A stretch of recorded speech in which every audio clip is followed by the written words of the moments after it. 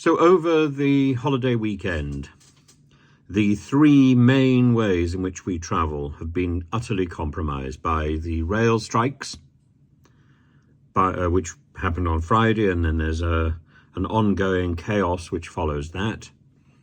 The mess with the airports, with Gatwick and Heathrow today, now cleared up. The air traffic control fault is fixed, but hundreds of flights are still affected, and people are going to feel that impact for the next 3, possibly 4 days, with British Airways apparently refusing to cover the hotel costs while people are waiting. It's outrageous. It's outrageous. The chaos which is passed on down this chain, and then we've got the drivers trying to get through Calais and Dover, and busy roads, and then a backup at the port. And it's a misery. Why would anybody, in a sense, you say, why would anybody actually want to travel at this time? But, not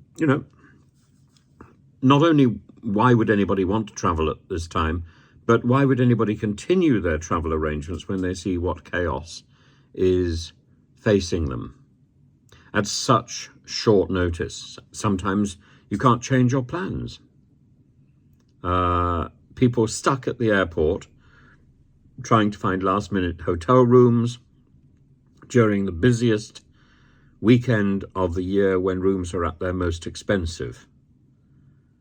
And the ground staff have been told there's no reason for the cancellations.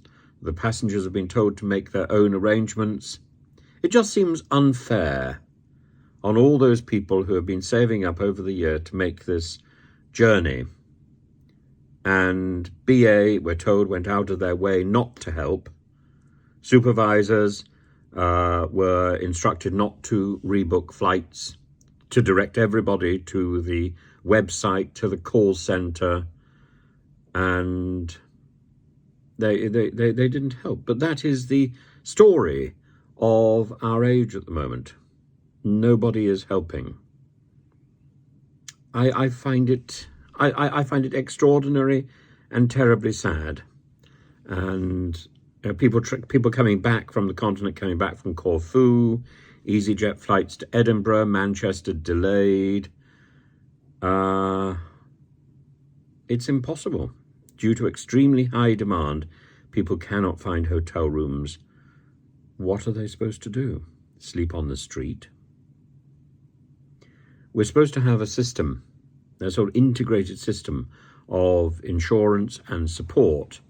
And because that doesn't work properly,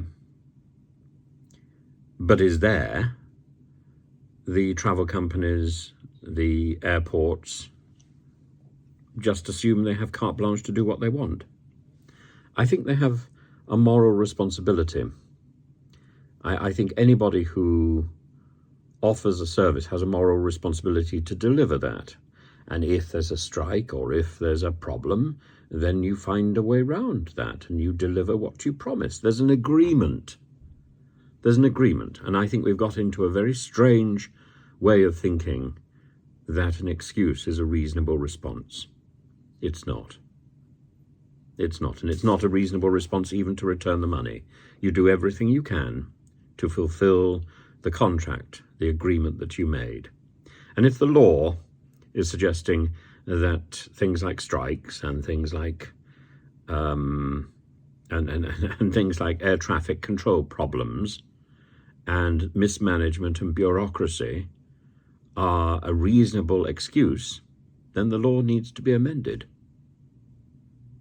Because we need to be able to trust that what we buy is going to be delivered. And at the moment, we cannot trust anything.